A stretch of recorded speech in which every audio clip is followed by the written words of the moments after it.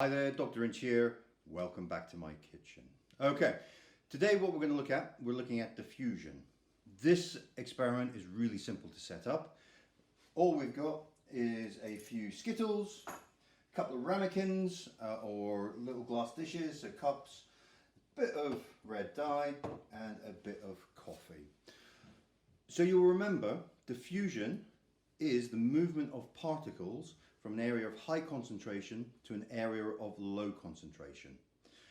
There are a number of factors that affect the rate of that. We're going to look at a couple, and it's easy enough for you to look at a few more as well. So first off, what we're going to look at is how temperature affects diffusion. We'll do it with the Skittles. I've picked out the green ones. We've got water that is hot out of the kettle. We've got water that is cold out of the tap. We're going to put one Skittle into each, and then we're going to see how the colour, the green colour, diffuses out from the Skittles. You can use anything else that's got colour to it, so Smarties, anything like that. Right, so let's get the cold one in first. So let's get that one in there, and the warm one in here, and let's see if that works.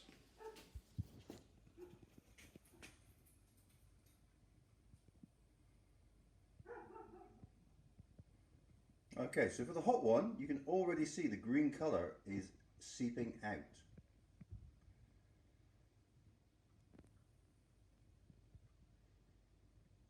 And nothing really, oh yeah, the green, the cold one is just starting.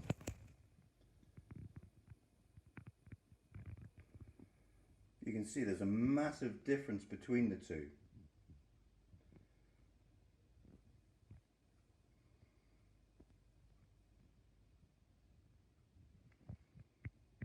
Okay, so that is quite clear that the hot water, in the hot water, the green colour is diffusing out much quicker. So temperature is having a big difference.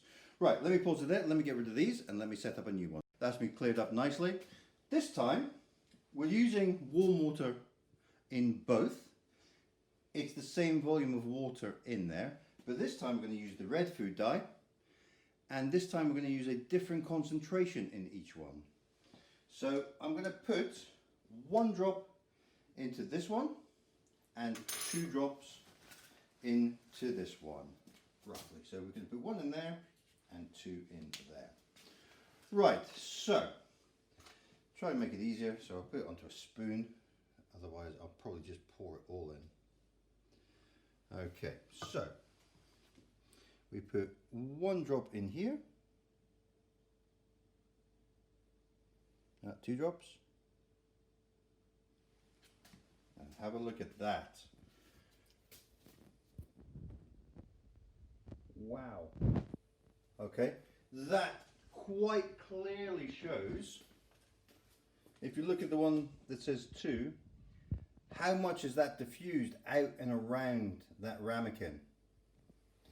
Okay, so the temperature in both of those is the same. It's just a difference in concentration. Okay, so let me pause this again and I will clear this up and start the last one. Okay, so that's the first 2 done.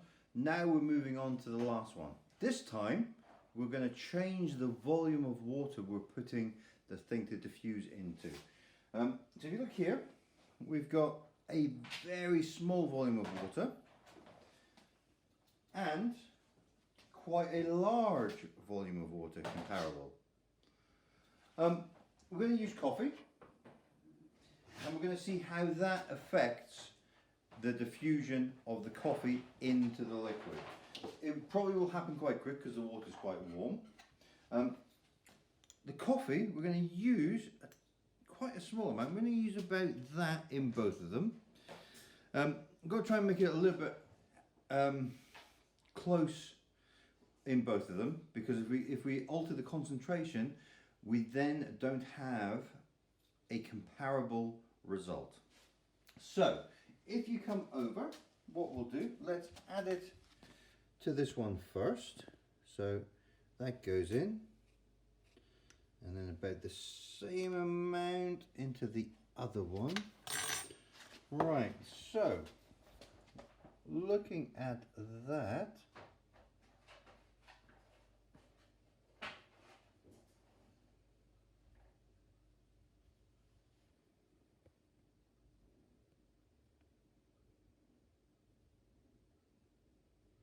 so the small volume has already filled up the whole of the bowl. We've still got a little bit on the large volume. Okay, so that one is a little harder. Might be easier if we used the food dye or the Skittles. It's trying to get the same volume or the same amount of chemical to diffuse out. Hope you've enjoyed that. There are other ways of getting more energy into your solution that's going to diffuse. You can work that out, see if you can come up with an experiment where you can show other ways of putting more energy in. But as I said, hope you've enjoyed that. You can go away, try that, and have fun doing that as well. So thank you very much, and I will see you next time.